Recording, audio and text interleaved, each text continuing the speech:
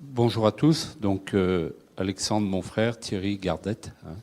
Donc, nous, on dirige une entreprise de menuiserie qui est une vieille entreprise puisqu'elle a plus de 90 ans, qui est installée à Lantigny. Voilà. Alors, les jeunes qui sont ici, vous faites quelle formation? Vous êtes, c'est un lycée de Saint-Étienne, c'est ça? Ok, d'accord. Donc, mon propos, ça va être notamment de m'adresser à vous, parce que on a besoin de vous dans nos métiers, donc je vais axer quand même pas mal mes propos par rapport à vous. Et puis l'autre objectif, c'est de vous dire ce qu'un projet comme celui-ci nous apporte, quelle plus-value ça nous apporte. D'accord ? Alors, la première des choses, et je veux remercier Monsieur le maire d'avoir... ce que je vais vous dire, c'est très sincère. C'est pas de la flagornerie, non, c'est très sincère. Remercier Monsieur le maire d'avoir fait le choix de ce type de construction, et puis vous dire que c'est très bien aussi d'avoir des architectes qui ont cette sensibilité-là pour nous comme entreprise, parce qu'on a encore peu de projets où finalement on fait des choses comme vous voyez ici qui sont très très naturelles. Dans une année, on a un ou deux projets. On a eu le restaurant Trois Gros, où on a travaillé et où il y avait cette sensibilité-là. Qu'est-ce qu'on va l'avoir peut-être si on va l'avoir à Saint-Romain-d'Urfé. J'ai vu Bernard qui est là, mais donc c'est un projet qui est intéressant. Et ce que je trouve intéressant aussi, c'est que il a beaucoup insisté, M. Janin, sur les aspects d'intégration dans le territoire. Alors cette sensibilité-là, je ne pense pas qu'il l'ait appris à l'école, je pense qu'il le doit surtout à ses parents. Mais bon, c'est mon avis personnel. Alors nous, ce que ça nous apporte, pour entrer dans le détail, c'est ça nous désintoxique. Alors est-ce que vous voyez ce que je veux dire en tant que menuisier si je vous dis qu'un projet comme ça nous désintoxique? C'est-à-dire que moi, le PVC, j'en ai ras-le-bol. D'accord? J'en ai ras-le-bol du PVC. Non, mais je vous le dis, quoi. J'en ai ras-le-bol. Et ça a des effets très négatifs parce que ça tend à ce que les gens ne sachent plus ce que c'est que des produits naturels. Et quand on fait du bois, le bois, c'est pas un produit homogène. Le bois, il a des différences. C'est ce qui fait toute sa richesse. Et on a des clients qui aujourd'hui ne savent plus ce que c'est, ne l'acceptent plus. D'accord ? Donc on sait qu'en France, vous en avez parlé, le problème du bois sur l'extérieur, c'est que les gens n'acceptent pas culturellement que le bois vieillisse. Nous, on a un vieil atelier qui a 60 ans, qui est en mélèze. Économiquement, il nous coûte rien depuis 60 ans, puisqu'on n'a aucun entretien à faire. C'est devenu gris. Mais c'est tout, c'est devenu gris. D'accord ? Donc des projets comme ça, c'est très très important pour nous. Je vous le dis vraiment très sincèrement. Alors qu'est-ce que ça nous apporte ? Déjà, ça valorise le bois. Donc voilà, par rapport à des actions comme le Fonds Interforêt Bois, c'est très bien. Économiquement, c'est très intéressant. Pourquoi ? Parce que le menuisier, son travail avant et toujours, c'est de cacher les défauts. Donc c'est toujours cette culture de dire on va mettre des couvre-joints, on va tout cacher. Il ne faut pas que les platines en métal se voient, etc. Et un projet comme ça, économiquement, c'est intéressant parce que vous n'avez pas à investir dans des choses qui sont artificielles et qui viennent cacher ce qui est naturel. D'accord ? Je ne sais pas le plafond, la charpente, ce que vous en pensez, mais bon, c'est tout naturel. Alors oui, il y a des traces. Oui, il y a des traces. Bon, vous allez, alors si vous n'êtes pas allé, mais avec Interforêt Bois, on était allé il y a quelques années dans le Vorarlberg. Donc allez-y dans le Vorarlberg. Vous y êtes allé ou pas ? Eh bien, il faut les emmener dans le Vorarlberg. C'est extraordinaire. C'est en Autriche. C'est extraordinaire. Qu'est-ce que j'avais vu en Autriche ? J'avais vu une école où les parquets, les portes, tout était... Enfin, il y avait beaucoup de bois et rien n'était peint. Donc le problème, c'est qu'il y avait des traces. Les gamins avaient mis des traces sur les portes. Il y avait de la peinture sur le parquet. Et les enseignants disaient, c'est une volonté... Effectivement, ça laisse des traces, mais nos gamins ne sont pas intoxiqués par des produits, des vernis, etc. Voilà. Donc ça, pour un menuisier, c'est hyper intéressant, parce que quand vous êtes dans votre atelier, et que vous n'avez plus à passer de vernis, mais que vous passez, ou vous laissez les produits naturels, ou vous passez des huiles, eh bien vos salariés ne s'intoxiquent plus.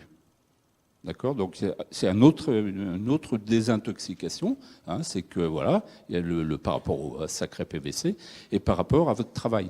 Et ça permet aussi d'utiliser des essences qui sont des essences de bois locales. Alors exemple, les normes ont du bien, hein, je veux dire, ça nous pousse. Hein, moi je suis pas négatif, uniquement négatif. Mais si vous voulez des portes coupe-feu, vous avez un PV des portes coupe-feu si vous mettez du bois exotique. D'accord? Vous ne pouvez pas avoir de PV, alors sauf les architectes me contrediront, mais vous ne pouvez pas avoir de PV coupe-feu si vous mettez des portes en douglas ou en bois de... Voilà. Par contre, vous pouvez avoir des portes qui sont par feu. Hein? Okay. Et puis l'autre intérêt, c'est que les bois exotiques, quand on les travaille, c'est très dangereux au niveau de la santé, parce que ça fait de la poussière qui est très très très très fine, ce sont des bois très denses, et puis après, vous les mettez dans le nez, quoi. Hein. Donc un des intérêts aussi, c'est par rapport à la santé de nos salariés. Voilà. Il y a un intérêt aussi au niveau du design. C'est-à-dire qu'en fait, je ne sais pas si vous êtes bien ici, moi quand je suis rentré, je me sens bien. Bon. Au niveau de l'esthétique, moi je me sens bien parce que justement les choses sont simples. Moi je le perçois comme ça. Et le plus compliqué, c'est de faire simple. Aujourd'hui, le plus compliqué, c'est de faire simple. Voilà. Donc on fait des choses simples, on fait des économies sur des habillages qu'on n'a pas à mettre. Hein. Et en termes de design, on arrive à faire du contemporain. Comment vous dire, mais les gens, ils aiment de plus en plus des choses comme ça.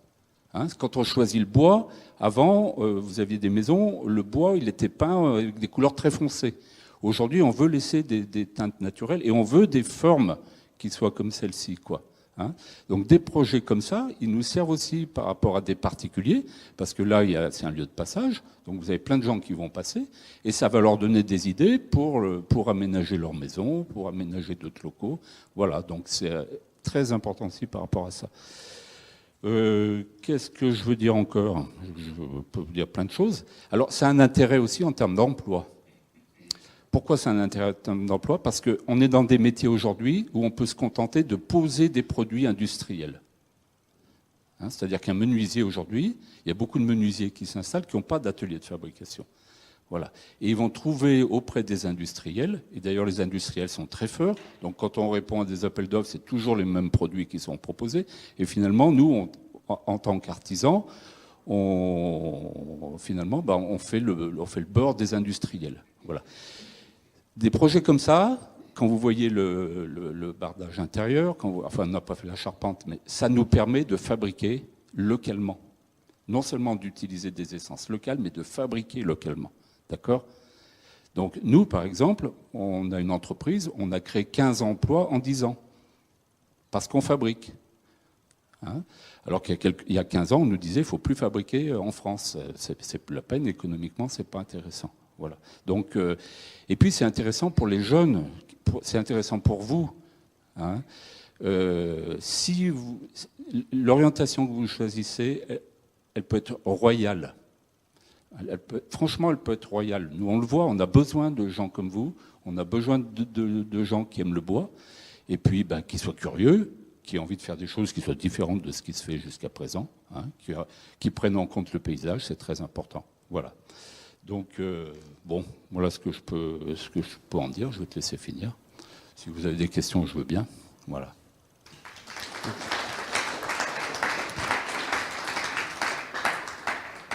Donc moi je suis Alexandre Gardette, donc menuiserie Gardette, frère de Thierry. Alors je vais vous parler moi du projet ici, plus particulièrement. Alors le projet ici il commence, ce qu'il faut comprendre, chez nous il va commencer au moment de la consultation, et non pas au moment où on va réaliser, mais au moment de la consultation. Il y a eu un appel d'offres, et quand on a vu le projet d'appel d'offres, waouh, on a été séduit, d'accord? On s'est dit, eux ils osent le bois extérieur, tout ça, eux ils veulent du bois, donc... Pour nous, menuisier bois, on se dit, ça c'est sûr, il n'y a pas de doute, il faut y répondre, c'est un projet intéressant. D'accord ? Et du coup, nos techniciens qui répondent à ça, ils s'imprègnent déjà du projet au moment de la consultation, et ils se projettent déjà un petit peu dedans, notamment avec les plans que fournissent les architectes. Mais déjà, à ce moment-là, le projet, dans notre menuiserie, commence. Et bien sûr, on espère être sélectionné. Et quand on est sélectionné sur des projets ambitieux et puis qui mettent vraiment l'accent sur le bois et sur les produits naturels, sur enfin, ils l'ont dit, hein, je ne veux pas répéter ce qu'ils ont dit, et ben on est super content, d'accord, et on a hâte à un moment donné que le projet se réalise. Donc moi, je me souviens quand je suis arrivé ici, alors nous on intervient, c'est menuiserie bois intérieur, tout ça, donc on est intervenu plutôt en fin de chantier, d'accord, puisqu'il y avait déjà tous les murs de réaliser, la charpente et tout. Donc quand on arrive, hormis la réunion de lancement hein, du départ, mais quand on arrive, que je suis rentré là et que j'ai vu cette charpente et tout, j'étais waouh, voilà, on dit super, d'accord, c'est effectivement ce qu'on s'imaginait.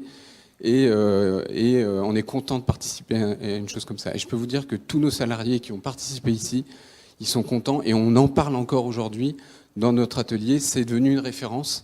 C'est un chantier qui est aussi devenu une référence chez nous.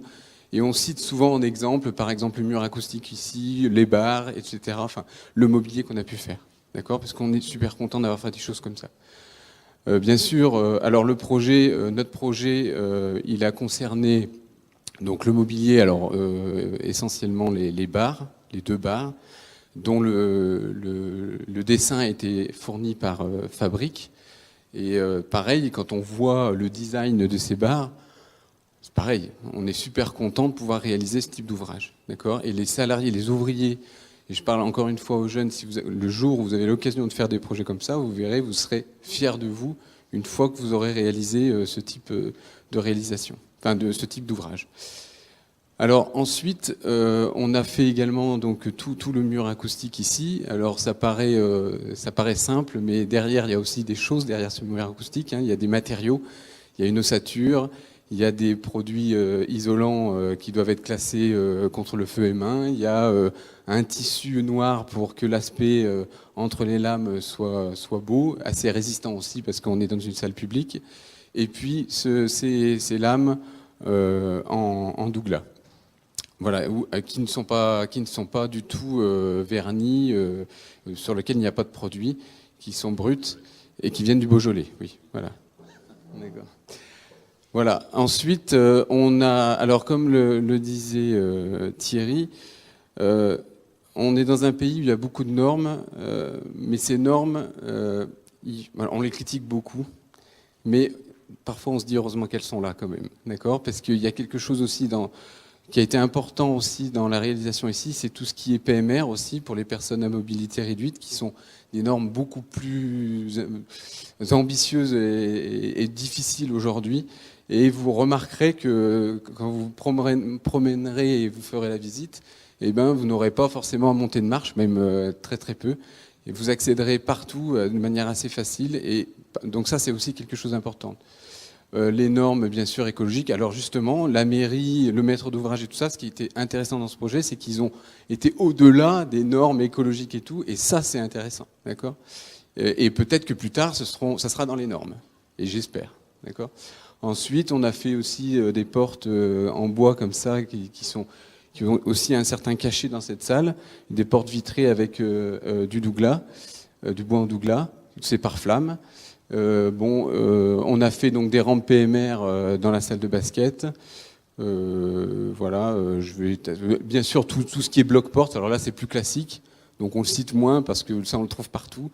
Mais bon, c'est aussi important.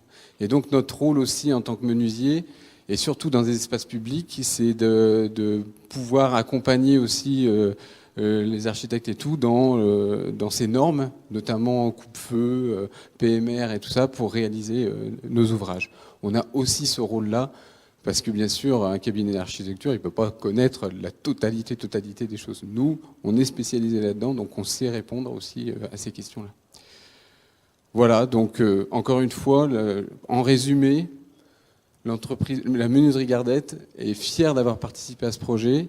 On est content de revenir ici. On revoit plein de détails. On voit que la salle est en général pas mal appréciée par le public. On nous en parle aussi autour de nous. Donc on est fiers de pouvoir avoir fait ça. Et on remercie du coup effectivement la mairie, la commune et puis le cabinet d'architecture Fabrique qui nous a fait travailler et de nous avoir permis de faire ça. Voilà, j'ai fini. Si vous avez des questions.